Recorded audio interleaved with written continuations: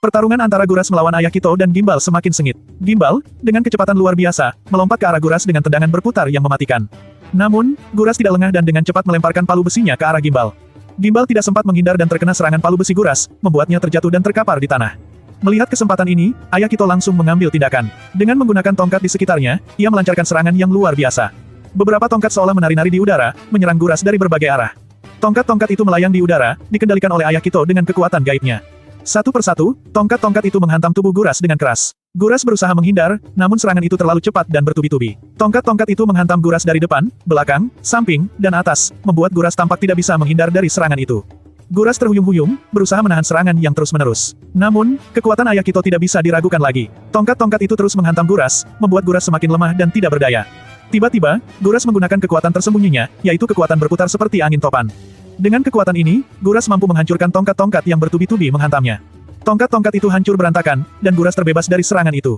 "Ha!" seru Guras dengan napas yang sedikit terengah-engah. "Saya berhasil terlepas dari seranganmu, Ayah Kito." Guras kemudian maju menyerang dengan kekuatan berputar seperti angin topan itu, menuju ke Ayah Kito dan Gimbal.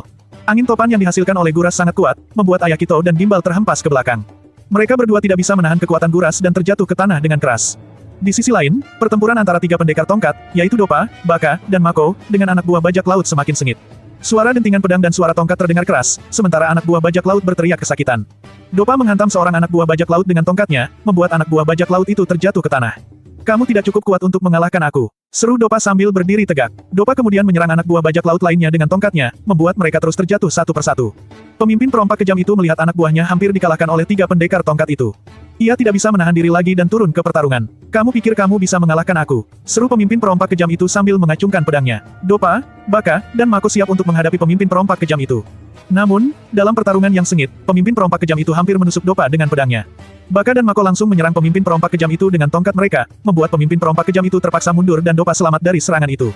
"Terima kasih, teman-teman," seru Dopa sambil tersenyum. Baka dan Mako mengangguk, dan mereka bertiga siap untuk menghadapi pemimpin perompak kejam itu dalam pertarungan yang lebih sengit. Setelah itu, tiga pendekar tongkat itu bersama-sama menyerang pemimpin perompak kejam itu secara bersamaan. Hantaman demi hantaman kepada pemimpin perompak kejam itu, namun pemimpin perompak kejam itu bisa menangkisnya dengan mudah dengan kedua pedangnya. Pemimpin perompak kejam itu terlihat santai dan tidak terganggu oleh serangan tiga pendekar tongkat. Ia dengan mudah menangkis setiap serangan mereka, membuat Dopa, Baka, dan Mako semakin penasaran. "Kamu sangat kuat," seru Dopa sambil menyerang lagi dengan tongkatnya. "Tapi aku tidak akan kalah," seru pemimpin perompak kejam itu sambil menangkis sangkap dengan pedangnya. Pertarungan antara Toros melawan Kanuragan dan Duko semakin intens. Setelah terkena serangan Toros, mereka berdua berusaha mencari celah atau kelemahan dari Toros untuk mengalahkan sang lawan. Kito, yang memiliki kekuatan seperti ayahnya, mulai menyerang dengan mengendalikan senjata yang bisa melayang-layang dan menghantamkan serangan itu kepada Toros. Senjata-senjata itu melayang di udara, dikendalikan oleh Kito dengan kekuatan gaibnya. Toros berusaha menghindar, namun serangan itu terlalu cepat dan bertubi-tubi. Senjata-senjata itu menghantam Toros dari depan, belakang, samping, dan atas, membuat Toros tampak tidak bisa menghindar dari serangan itu. Tiba-tiba, salah satu tongkat yang dilayangkan oleh Kito terkena telak menuju perut Toros. Toros merungkuk kesakitan, dan momen ini tidak disia-siakan oleh Kanuragan dan Duko. Mereka melihat kelemahan Toros dan langsung memanfaatkan kesempatan itu. Duko melompat ke atas, mengumpulkan kekuatan penuhnya. Ia mengarahkan tendangan mautnya ke kepala Toros yang sedang merungkuk. Dengan kekuatan penuh, Duko menendang kepala Toros dengan keras. Toros terjatuh ke tanah, kesakitan akibat tendangan Duko yang telak mengenai kepalanya. Namun, Kanuragan dan Duko tidak berhenti di situ. Mereka melakukan serangan kombinasi, menendang bersamaan ke arah Toros. Tendangan mereka hampir mengenai Toros, namun tiba-tiba Toros menangkap kaki Kanuragan dan Duko dengan tangannya. Momen ini menjadi titik balik pertarungan. Toros menggunakan kekuatan berputarnya, seperti kekuatan angin topan. Kanuragan dan Duko tidak bisa menghindar dari kekuatan Toros dan ikut terputar oleh kekuatan itu. Mereka berdua terjebak dalam kekuatan berputar Toros dan tidak bisa mengendalikan diri. "Ha, kalian tidak bisa menghindar dari serangan saya," seru Toros dengan senyum mengerikan. Toros memutar-mutar tubuh Kanuragan dan Duko tanpa henti, membuat mereka semakin kesakitan dan tidak bisa berpikir jernih. Kanuragan dan Duko terus terputar oleh kekuatan Toros, tidak bisa menghindar dari serangan itu. Kito terkejut dan kebingungan melihat Kanuragan dan Duko tidak bisa lepas dari serangan Toros.